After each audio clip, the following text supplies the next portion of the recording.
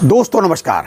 एक latest update यानी कि आज का ही ताज़ा अपडेट भाई साहब ये है कि भारत सरकार अन्य बैंकों की तरीके से, जैसे सब जगह पूरे देश भर में प्राइवेटाइजेशन करने के फिराक में है, इसी तरीके से सूचना मिली आरआरबी वालों को, यानी रीजनल रूरल बैंक वालों को, अर्थात ग्रामीण बैंक वालों को, कि भाई यहाँ भी आईपीओ लाने की तैयारी भारत सरकार कर रही है।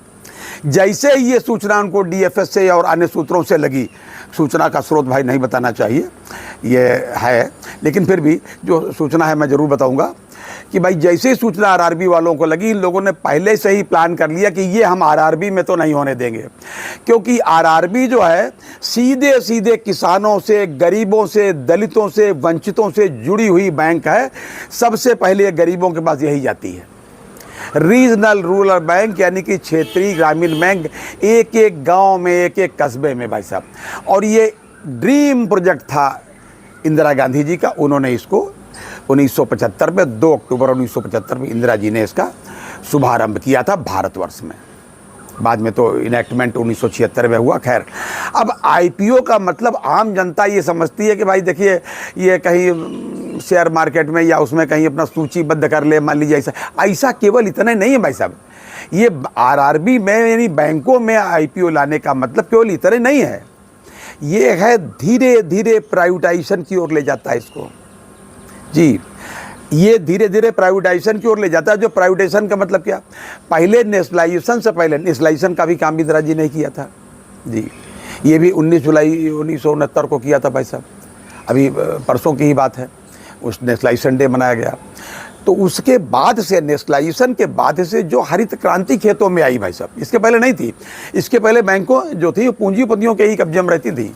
हालांकि फिर वो धीरे धीरे वही दशा की ओर जाना चाहती है, लेकिन ऐसा नहीं होने देंगे, आरआरबी वालों ने ऐसा कहा है।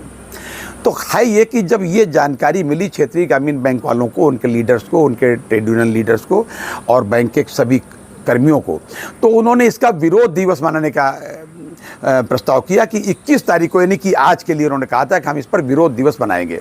पूरे देश में भाई साहब all India RRB officers federation के आह्वान पर सभी अधिकारियों, कर्मचारियों और सभी बैंक कर्मियों ने आरआरबी में, पूरे देश भर के आरआरबी में, रीजनल रूरल बैंक्स में, एक एक तमाम शाखाओं में, मतलब हालांकि प्रदर्शन का उनका तरीका बड़ा शांतिपूर्वक होता है। बैंक का काम भी करते रहे और अपना प्रदर्शन भी करते रहे। प्रदर्शन करने का इतना बढ़िया तरीका, देखिए बैंक वाले बहुत ही अनुशासित होते हैं, बहुत ही सरकारी बैंक वाले अनुशासित होते हैं भाई साहब। उनका बैंक में काम करने का तरीका ये कि काम करेंगे, खूब करके विरोध दिखाएंगे, ज़्यादा काम करके दिखाएंगे। उन्होंने यहाँ पर अपनी काले रंग की पट्टी बांध रखी है, काली ड्रेस पहन रखी है उन्होंने, काले रंग की या तो पट्टी बांधी या कहीं ड्रेस बांध रखी है। ये हम सरकार से विरोध दर्ज कराते हैं आईपीओ लाने के मामले में कि आप ये विचार अपना प्लीज़ त्याग दें। और मैं व्यक्तिगत रूप से भी भारत की वित्त मंत्री आदरणीय निर्मला सीतारमण जी से हाथ जोड़ करके निवेदन करता हूं कि प्लीज़ ऐसा न करें। ऐसा कोई प्रस्ताव या विचार हो तो प्लीज़ उसको ख़त्म कर दें। हम सरकार के हैं, सरकार मेरी है, हम सरकार के लिए और जनता के लिए, सरकार जनता के लिए। तो गरीब जनता से भाई देखिए, अगर आप आईपीओ लाएंगे, प्राइवेटाइजेशन होगा, आउटसोर्सिंग होगी। आउटसोर्सिंग जो है जब भी होती है तो वहाँ पे जिसको भी टेम्परेरी तरीके से नौकरी रखा जाता है उसका शोषण होता है। अगर उसका वेतन 50,000 रुपया उसको मिलना चाहिए तो 8,000 रुपये मुझसे काम कराते हैं बंधुआ मजदूर की तरीके से।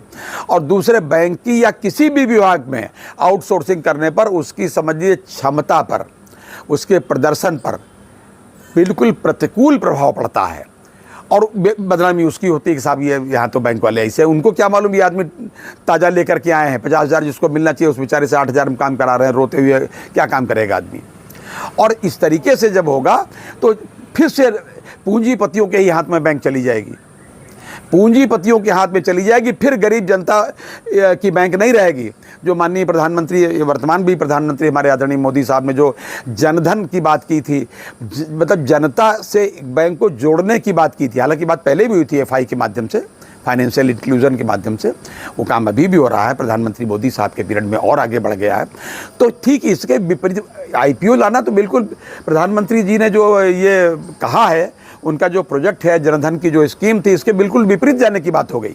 तो इसको ध्यान में रखते हुए all India RRB officers federation की ओर से उनके पूर्व अध्यक्ष वर्तमान एडवाइज़र श्री के.एम. शुक्ला साहब के सुझाव पर वर्तमान जनरल सेक्रेटरी श्री सृजन कुमार पाल साहब, वर्तमान संरक्षक श्री भानु प्रताप सिंह जी, एडवाइज़र श्री एस के भट्टाचार्य जी और तमाम इस तरीके से आरजी मखीजा साहब, इन सब लोगों ने ध्यान में रखते हुए एक प्रस्ताव लाए थे। और आज पूरे देश में भाई साहब आप देख सकते हैं, एक एक कुछ फ़ोटो मैं आपके इसलिए डाल रहा हूं ताकि आप देख लें कि पूरा देश इसका विरोध कर रहा है।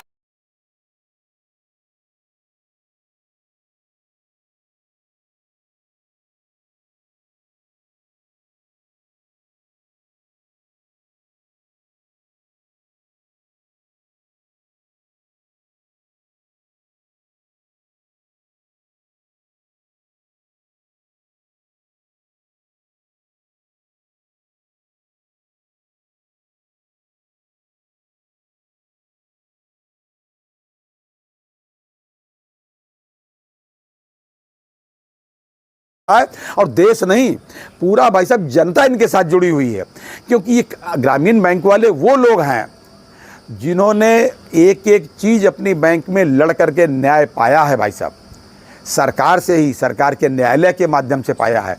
तो ये वो ग्रामीण बैंक वाले, अन्य बैंकों की तरीके से ये नहीं है मामला यहाँ कि जहाँ अपना हक छोड़ देंगे या जनता के हक छोड़ देंगे। ये तो जनता के हक की लड़ाई है भाई साहब, ये अपने हक की लड़ाई नहीं लड़ रहे हैं, ये तो जनता के हक की लड़ाई लड़ रहे हैं। तो मैं आपको ये दिखाना चाहता था कि ये भाई साहब ये एक एक फ़ोटो मैं आपके डाल रहा हूँ तमाम देश के मतलब जो है कुछ जगहों की, आप देख लें। पूरा देश भर में इसका विरोध मनाया गया और मैं चाहता हूँ आप जनता जनार्दन से भी और जो लोग हमारे सब्सक्राइबर्स के अतिरिक्त, बैंकर साथियों के अतिरिक्त, उनके परिवार वाले और जो भी जनता के लोग हैं वो देखें और वो भी इसमें इसका समर्थन दें कि जो भी बैंक है भाई जनता की बैंक है तो जनता की ही रहनी चाहिए, किसी पूंजीपति की नहीं रहनी चाहिए। जनता का मतलब जनता की सरकार, सरकार की ही रहनी चाहिए। इसका आप भी समर्थन करें। ये था आज तक का अपडेट। अगली बार किसी अन्य अपडेट के साथ, अन्य किसी सूचना के साथ फिर हाजिर होते हैं। तब तक के लिए इजाज़त दीजिए और हाँ, अपनी सेहत का पूरा भाई साहब ध्यान रखिएगा। जय हिंद, जय भारत, नमस्कार।